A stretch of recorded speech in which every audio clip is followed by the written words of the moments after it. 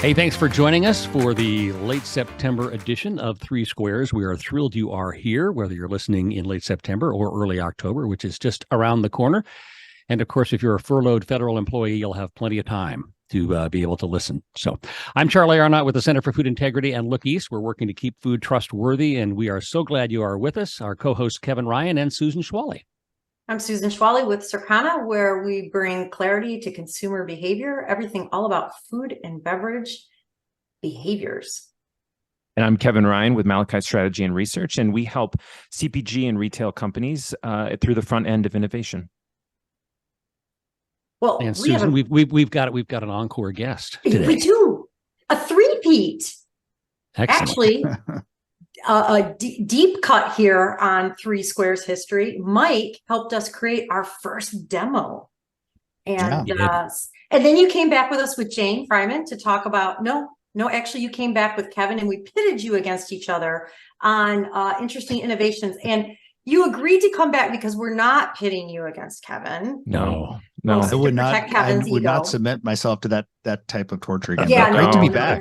Yeah, but we're here to talk all about AI and food, and you with your background as the founder of the Spoon, as the creator of the CES Food Tech Conference, as someone who is following, tracking, networking, and intimately involved with the intersection of technology and food and beverage. We wanted to have you on because, as Charlie likes to say, he can't even spell AI. That's right. So we need help understanding what's going on in this space, and we want to talk about your cool upcoming conference. So welcome to the show, Mike. Thanks for having me back. It's just great. I love coming on the show. You guys are doing such a good job. I'm a fan, and so it's always fun to come on and talk about cool stuff. Yeah, we appreciate it. Look, let's just dive in. Look, AI is everywhere, right?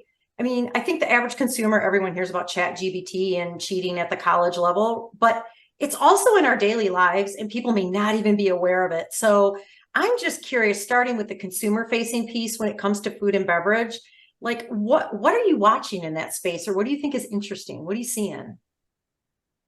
I think the most interesting stuff that I'm seeing is CPG brands trying to use it to accelerate their food ingredient development, come up with new product concepts.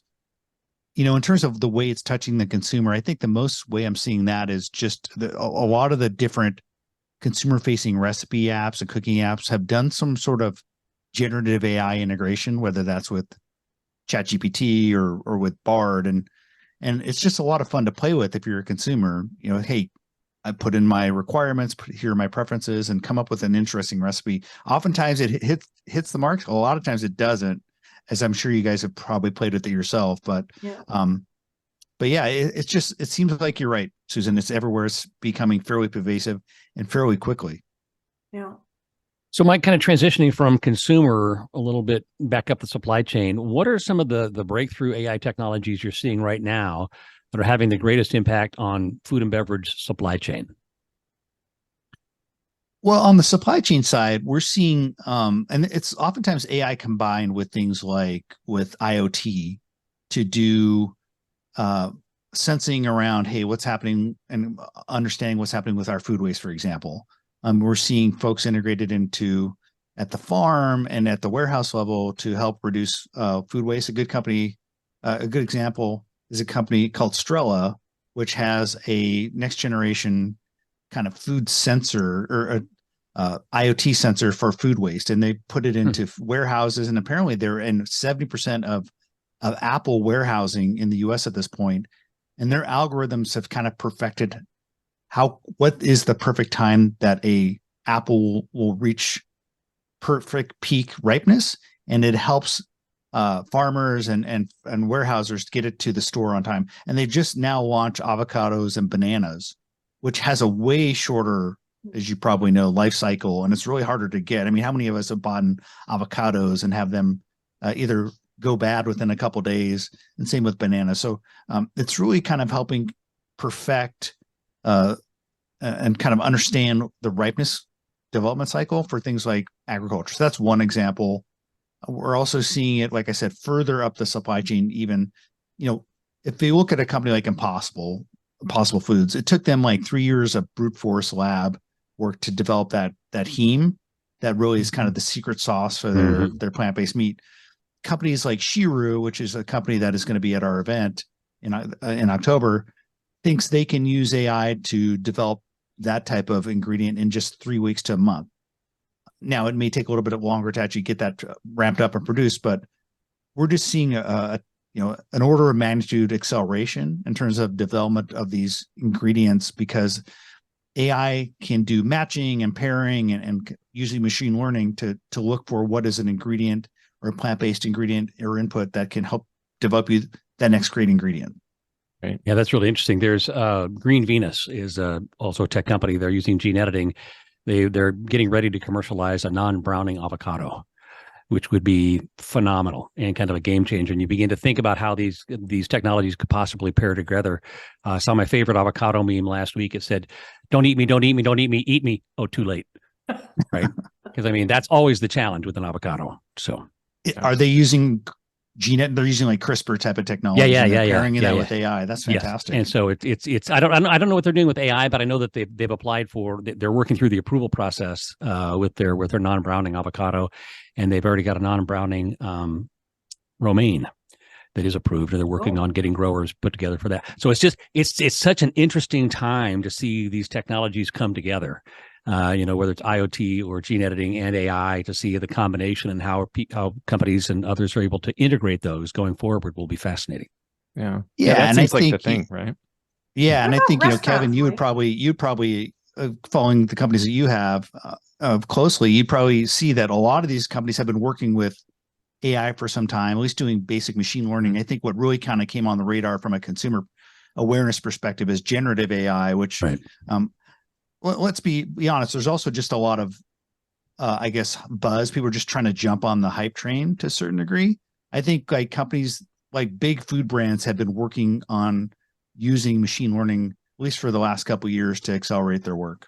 Yeah, that's a good question, Mike. I mean, we talk a lot about all the positives, and everyone's all excited about AI, but are there limitations or downsides that you see right now? I mean, like, I think back to like microwave ovens back in the 80s, and I am old, but when those came out, it was like everything's microwavable, and it was like, it wasn't, and people kind of stuck with that. I mean, do you see potential downsides to the fast incorporation of AI? It's interesting. I was invited to participate in a workshop at Cal Poly about 2 months ago, and it was mainly academics, and interestingly, a lot of essentially sociologists and kind of folks who focus on the kind of the social impacts of things like AI. Yeah. And a lot of the worries is kind of a whiteboard session. It was one of those times where we're just saying, hey, let's put this idea on the whiteboard and see what are our concerns. Right. And a lot of the concerns were potential around, for example, bias. A lot of times there's AI is developed by certain types of prototypes of certain types of people, and oftentimes it copies other types of thinking. So that was one idea. Another idea is another potential concern was, what if AI becomes this thing that helps us develop recipes, and it kind of atrophies our own ability to cook or our own ability to develop recipes? That was another concern. Now, how much potential this has, I don't know, but it's great to raise these concerns right now as we're kind of in the early stages. Right. So that brings up, in my mind, kind of another interesting question. There are lots of concerns. Tech firms are getting these around privacy, use of technology. So as AI gives food and bev companies more insight into kind of what's going on in our lives and how we use it, whether it's recipes or others, what are some of the ethical considerations? I don't know if these were brought up at Cal Poly or not, but what are some of the ethical considerations you see or that we should be aware of when we think about bringing AI forward in food and bev? Well, unlike, I think, things like screenwriting or film and novels, food isn't as protected in terms of copyright, but I still think it's a big concern, because I think a lot of the generative AI, large language models have largely been scraping the internet and had largely been doing with abandon up until like the last 6 months, when a lot of the publishers started to say, hey, you can't just copy all our stuff for free. This isn't just a big grab bag of stuff you can ingest and then spit out stuff and make money off of it. So I think one of the big concerns is just intellectual property. And if I'm making great ideas around food and beverage, if I'm putting out recipes and it's being hoovered up by a large language model by Google or by OpenAI and then monetizing, I think that's a fairly big concern. I mean, it's quite honestly, that's the reason the WGA and the Actors Guild have been on strike for the past 4 months, is they're worried that AI is going to essentially displace them. And I think it's a legitimate concern for culinary creators as well. Yeah. I mean, you think about it, like, I mean, I used to work in R&D and I know how it works to, if you're developing soup, canned soup or something like that, you have to develop an experimental design, you have to go through all the different iterations. And to your point, I mean, that's a great use of AI, because AI will be able to say, yeah, forget that one, just do these three and you'll get it right. But you think how many hours that takes and how many people that takes. And are people going to then be more productive in another way, or does that just mean less people developing? So it is very similar to screenwriters, Yeah. And I mean, if you look at generative AI, it's not a conscious thinking compute, brain that we created with that. It's largely something that is able to mimic really well stuff that's out there. It's ingesting millions and millions of pages of copy or ideas or video, and it's basically looking for patterns and essentially doing a really good job of mimicking it. So I think that's the thing. We're not necessarily creating a brain. We're creating something that's largely good at mimicking, at least now. I mean, the ultimate goal for a lot of these computer scientists is create sentience. I don't think we're there yet. Another obvious concern, and this is the one that we've heard a lot more about, is just displacement of people in jobs. I don't think we're necessarily there yet, but we are seeing some, for example, in the restaurant industry, using automation and using AI to essentially replace people in the back of house or replace someone who may be taking your order at the drive-through. There's like 4 or 5 startups I could probably name right now that are essentially doing voice simulation and using generative AI to basically create a person that isn't really a person taking your order at the drive-through. Interesting. Yeah, I was curious about that with the labor pressures in there in that space with food service. That seems to make a lot of sense, right? Yeah, I mean, to kind of be sympathetic to operators, the restaurant business is notoriously hard to keep people staffed, particularly quick service, and so that's why that's one of the earliest adopters, I think, of both automation and AI. Which I think there's overlaps there on the Venn diagram. I don't think they're synonymous though, but there's definitely an early embrace of these types of technologies in restaurants and food service. Yeah. The hardest part about that AI with the drive-through was developing that voice that you can barely hear, and then it gets really loud and squelchy. Like that was the hardest part I heard. Yeah. Or the snarky. Exactly. And also making sure that you start with one voice and then you go to the other, and then it cracks a lot. Right. Yeah. I pull up to the second windows. Yeah. Yeah. To that point, though, I mean, just thinking about drive-throughs and all that kind of stuff. What is the most impressive AI that you've seen? I mean, just your personal opinion that you're like, whoa, like that's pretty cool if they can pull it off. I mean, I'm sure you hear a lot of stuff that maybe doesn't come to fruition, but is there anything that pops to mind that you're like, that's pretty impressive? I mean, I think just using, like we all have, using ChatGPT or the generative AI tools, that is just more readily, obviously impressive to someone like me, a layperson, than, a lot of the stuff that's going on in the back of house or in the labs with machine learning, which, machine learning being used to discover next generation novel ingredients. That's really impressive, but like, it's so abstracted from me as a person. But when I look at the ability to use generative AI to create like really compelling, interesting recipes, for example, that's pretty cool. But that didn't start with ChatGPT. You going back 10 years, we saw Watson. IBM was one of the first applications they saw for Watson outside of going on Jeopardy to defeat Ken Jennings, was to actually use it to create Chef Watson. Right. And since that time, we've seen like a bunch of different startups in the flavor space. I could probably name 4 or 5 startups using AI to develop unique and novel flavor recommendations. One of them will be at our event called Food Pairing, and they're actually going to be on stage with Pepsi. They've been working with Pepsi to do some early work to say, hey, how can we develop interesting things in the world of food and flavor?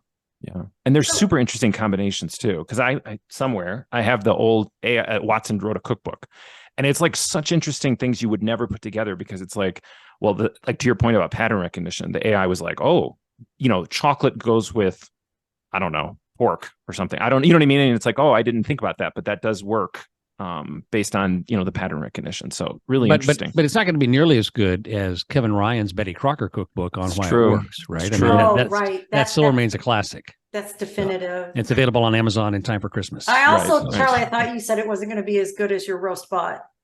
Well, that could be it too. Yeah. Should add chocolate.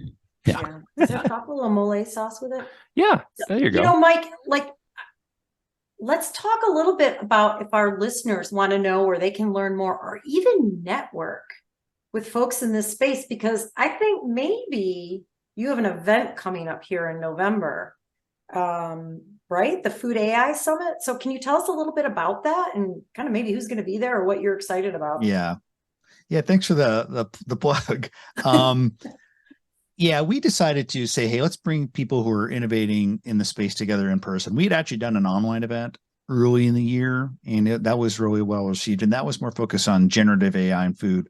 But this event we're doing, which is in Alameda, California, in the Bay Area, is across all the different types of AI and up and down the food value chain, and looking at really how it can impact it. So we have a few folks coming from the ag side.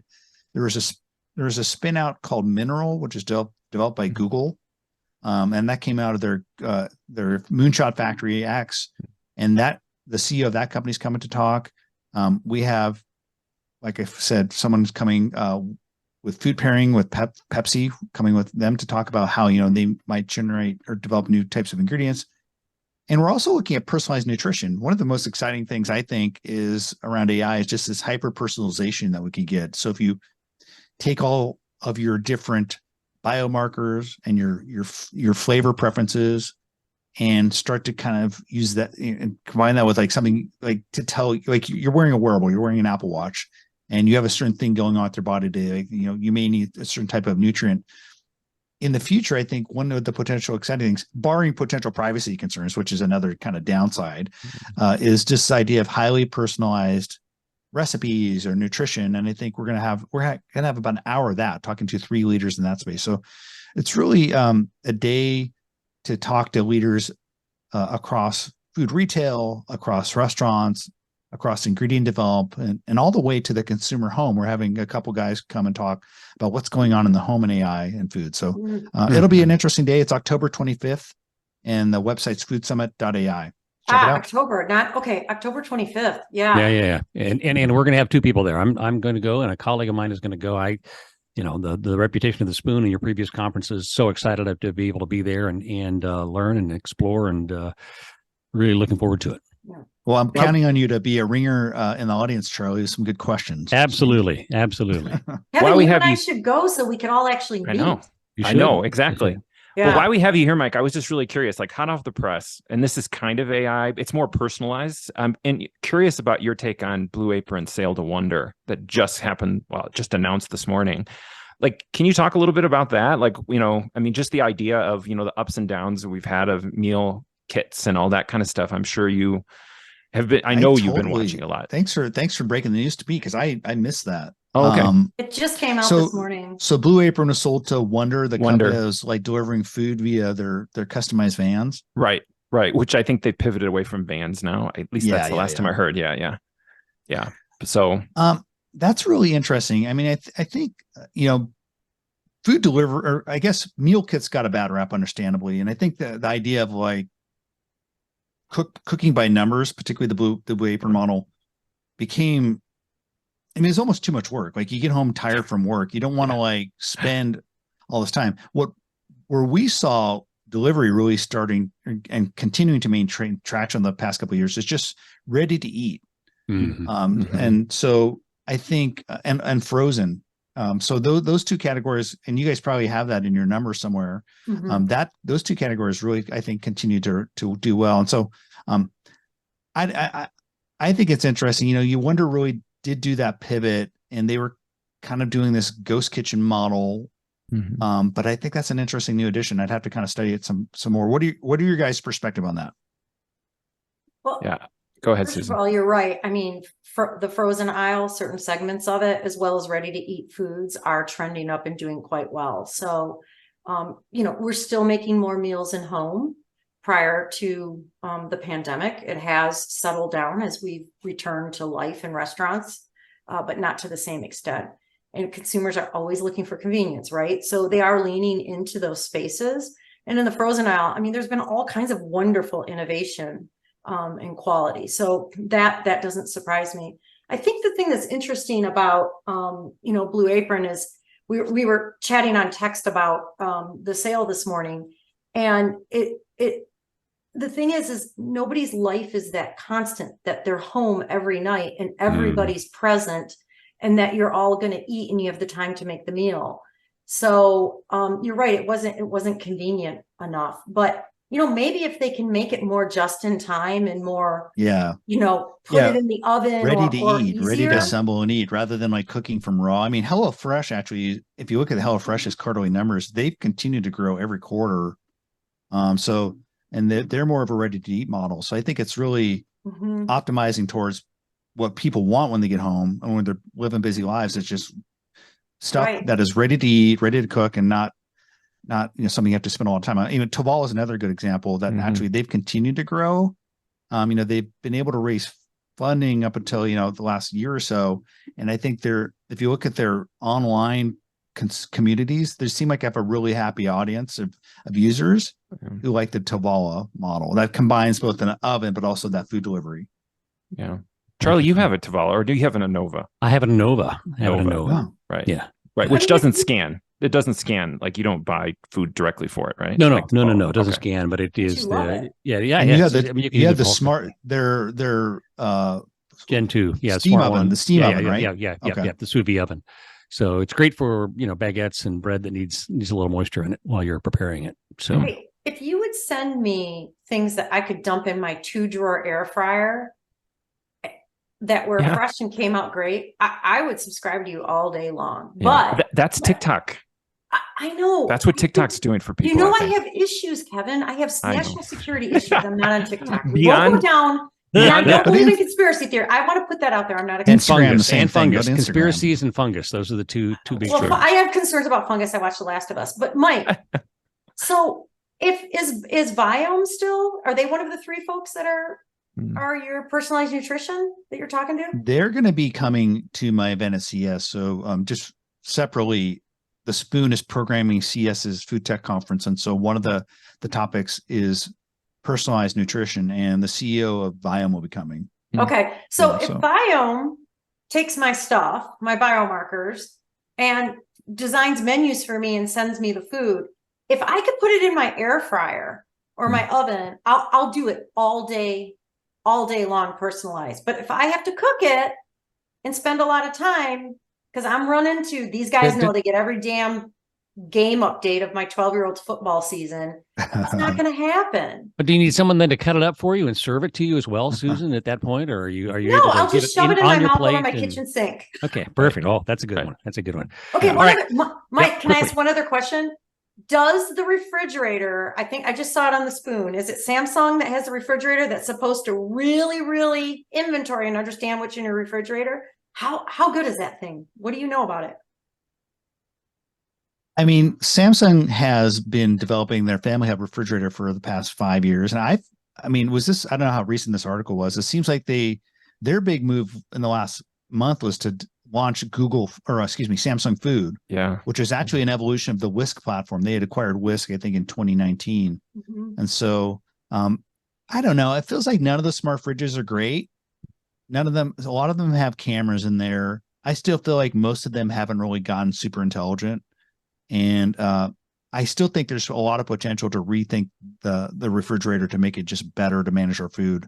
Yeah. Amazon had actually filed for a patent, and I think I've been awarded a patent a couple of years ago, having an electronic nose in a refrigerator that would detect gas. Because most produce, when it starts to get a little bit more mature, it releases gases, and they put a a sensor in the fridge.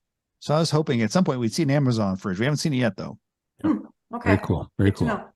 All right, time to transition to the quiz. And I just want you to know that since I lost last time for the first time in recorded history, I've been doing mental workouts every day.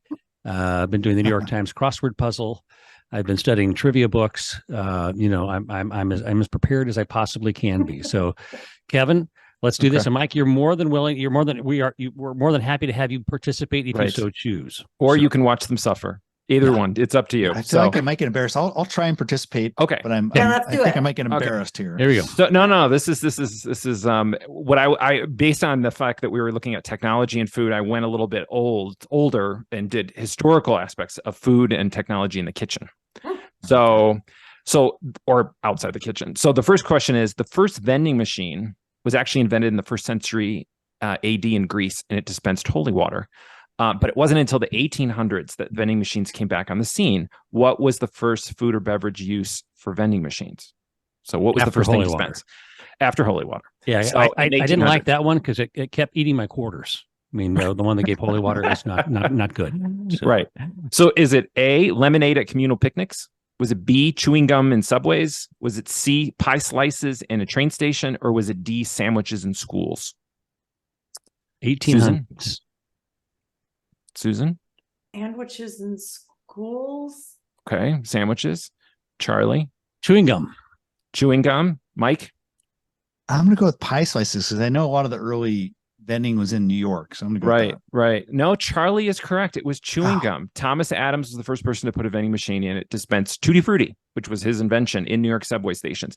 And then later, the next one was chocolate was dispensed as well. I figured it had to be something that wasn't terribly perishable. Right. I was going to say we should have gone shelf stable. They didn't. Right. Yeah. Okay. Question 2. What was the first grocery item scanned using a barcode scanner? So laser scanner. Was it A, a box of cereal, B, a can of soup, C, Tic Tacs, or D, a pack of chewing gum? Susan? It can't be gum again. No, or could it can't be gum again, but I really want to say it. I'm going to say a box of cereal. Okay. Mike, I'll switch it around. Mike? I'll go with soup. Okay, soup. I'm going with cereal. I'm going with Susan on this one.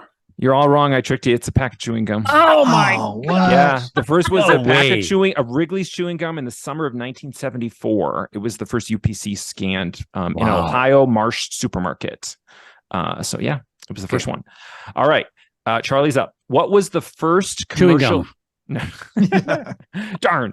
What was the first commercially available food developed specifically for heating in the home microwave oven? So developed specifically, because you could heat lots of stuff, but was developed to be microwaved. Was it A, a Swanson's TV dinner?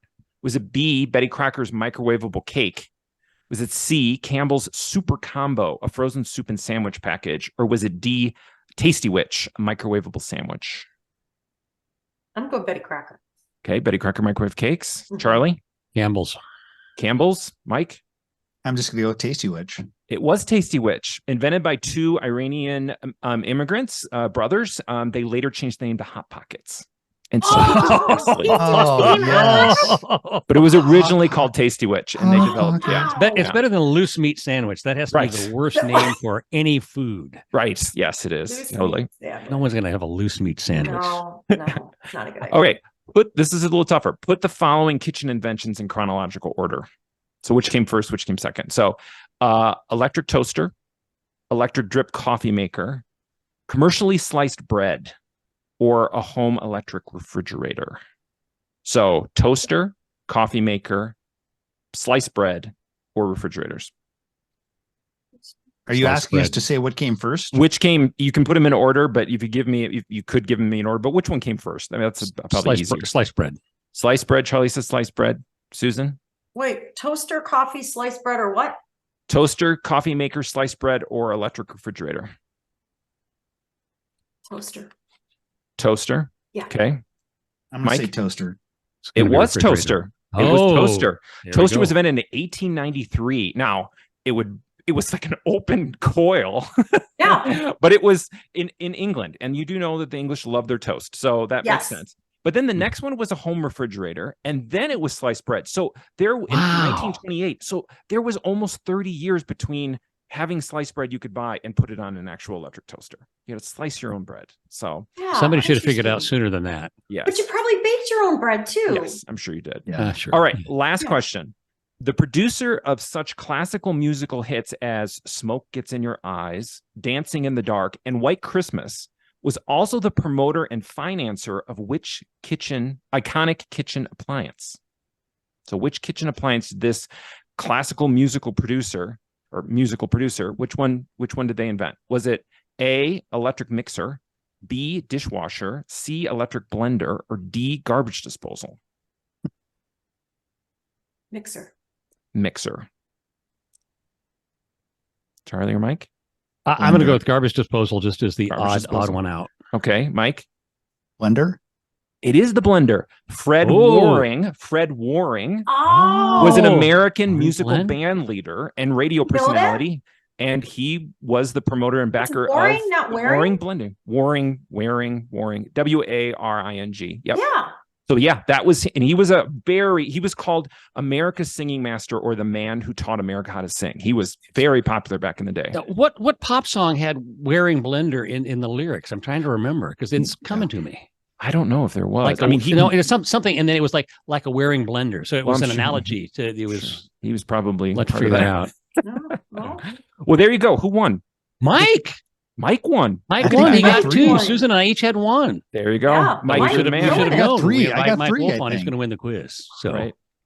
Yeah. Mike, Yeah. that's never happened. What do I get? Do I get like our everlasting love and respect. Pride, Okay. not So- Yes. pride. Yes. Yeah, Yeah. that's it. Pride. You can walk around all I day get- saying I want I get a pack of chewing gum. Right. Yeah. Well, Right. we'll send you a certificate. Just Go keep treat looking yourself. for it. Go get a pack of All gum. right. All right. All right. Hey, we're Well, a this couple is minutes fun. over. Thank you. Oh, yeah. Thank you, Mike, very Thanks, Mike. much. We really appreciate it. Look forward to seeing you in October at the AI Summit. And what's the best way for people to register? Yeah, just go to the website. It has its own website, foodsummit.ai. Foodsummit.ai. And it's across the top of the Spoon. And if you haven't Yeah. signed up for the Spoon newsletter, Oh, yeah. It's a Holy shit. you're must missing read. out. Must Yeah. read. So, Yep. All right, Kevin, Susan, thank you so much. Mike, thank you for being with us. Join us again next month. We look forward to having you on the next edition of 3 Squares. Don't forget, you can also email us at 3squaresmail@gmail.com. Thanks. Have a great rest of your day. Talk to you soon. Take care. bye. Bye-bye.